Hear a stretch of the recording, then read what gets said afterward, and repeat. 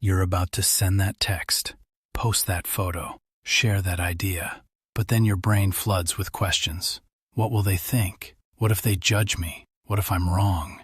2,000 years ago, a slave discovered the psychological secret that could free you from this mental prison forever. Welcome to the modern sages. Ancient wisdom, modern application. Today, the story of how an enslaved philosopher cracked the code on human judgment, what modern brain science reveals about why we care so much, and your 2-minute practice to start breaking free tonight. Rome, 60 AD. The empire is at its peak. Citizens flood the forum, conducting business, gossiping, judging, everyone watching everyone else, everyone performing for approval. But in a small teaching room, a man named Epictetus is about to turn this obsession with others' opinions completely upside down. Here's what makes his story remarkable. Epictetus wasn't some privileged philosopher pontificating from an ivory tower. He was property, literally owned by another human being. If anyone had reason to care desperately about what others thought, to please, to avoid judgment, to seek approval for survival, it was him. Yet Epictetus developed something his wealthy, powerful contemporaries couldn't: complete psychological freedom from others' opinions. And he did it by recognizing something profound about human nature. When another person blames you or hates you, he told his students, approach their poor souls, penetrate within, and examine what kind of men they are. In other words, the people judging you aren't neutral observers delivering objective truth. They're flawed humans projecting their own fears, insecurities, and limitations onto you. But Epictetus wasn't teaching cold indifference. He wasn't saying, become a jerk and ignore everyone. He was making a crucial distinction that most people miss entirely. Think about it this way. 2 + 2 = 4 is a fact. It's objective, provable, universal. But you're not good enough, or that idea is stupid, or you'll never succeed. These aren't facts. They're opinions, subjective thoughts filtered through someone else's experience, biases, and emotional state. Yet we treat them like universal truths. Epictetus called this mental confusion our greatest source of suffering, and he developed a system to fix it. The Stoics taught 3 disciplines for psychological freedom. First, the discipline of assent, using reason to filter what you accept as true. Second, the discipline of desire, focusing on internals like your values, rather than externals like approval.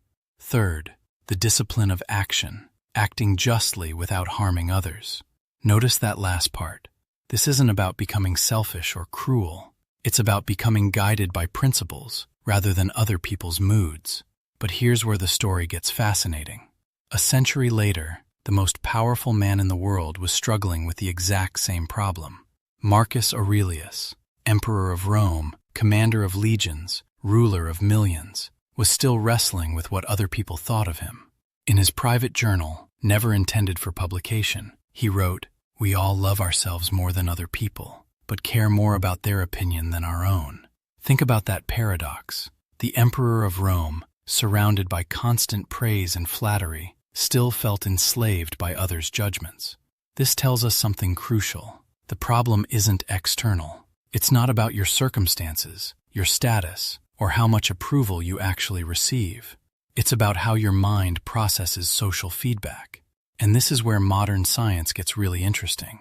In 2018, researchers Meyer and Lieberman used brain imaging to study what happens when we think about others judging us. They discovered something remarkable. Most of those judgments we're worried about, they're not even real. When you think someone is judging you, your brain's default mode network lights up, the same network that activates during self-focused thinking. In other words, you're not actually detecting external judgment. You're projecting your own self-criticism onto others. The judgments you're so worried about are coming from inside the house. But here's what the Stoics understood that modern psychology is just catching up to.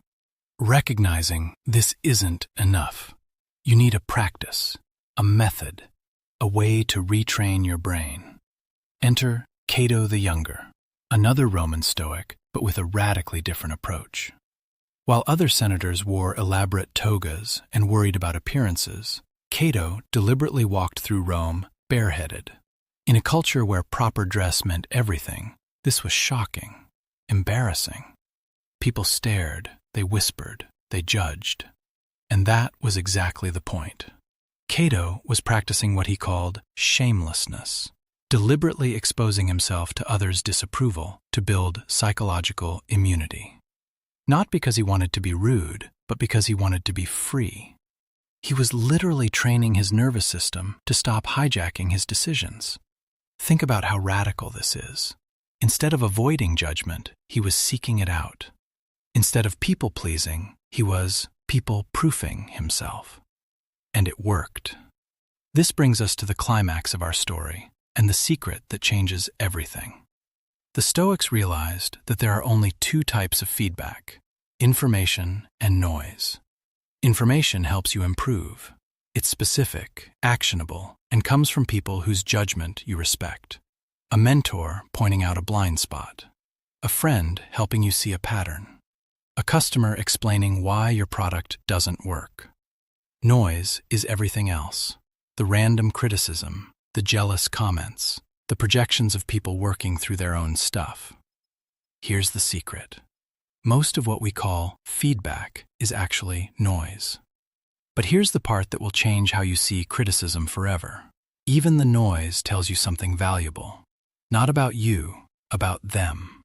When Epictetus said to examine what kind of men they are, he wasn't teaching you to judge your critics. He was teaching you to understand them. That harsh comment? It might be coming from someone who's struggling with their own insecurities. That dismissive response? Perhaps from someone who's afraid of the risks you're willing to take. That mockery? Often from people who wish they had your courage, but don't know how to access it. This isn't about superiority. It's about compassion. And compassion, genuine understanding of human nature, is what sets you free. Because once you understand that most criticism says more about the critic than about you, you stop taking it personally. You can hear the information if it's there, and let the noise pass through you like wind through an open window. And here's what's fascinating. Ryan Holiday discovered the exact same principle 2,000 years later.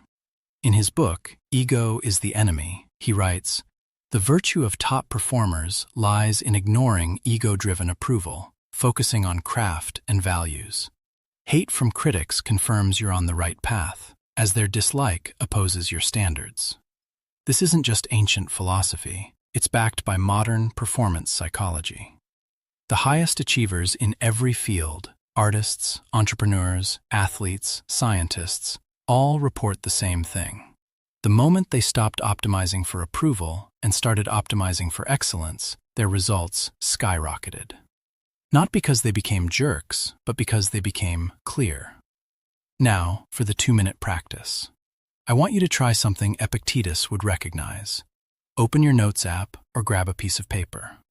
Write down one criticism or judgment you received recently that's been bothering you. Now, instead of analyzing whether it's true, ask these 3 questions. What might be going on in this person's life? What fears or insecurities might be driving their need to criticize? How does understanding their perspective change how I receive their words? This isn't about excusing bad behavior or dismissing all feedback. It's about separating the message from the messenger, getting curious instead of defensive. Try it now. It takes 2 minutes, and it might change how you see criticism forever. Here's the principle in one line. Other people's opinions are data about them, not verdicts about you. Here's what to try. Next time someone's judgment stings, get curious about what might be driving their need to judge. Now I'm curious. What controls your decisions more? Useful feedback from people you respect, or random opinions from everyone else? Drop your answer like this. My controller. Feedback, opinions. One judgment I'll question. If you want more ancient wisdom with modern application, subscribe. We post daily.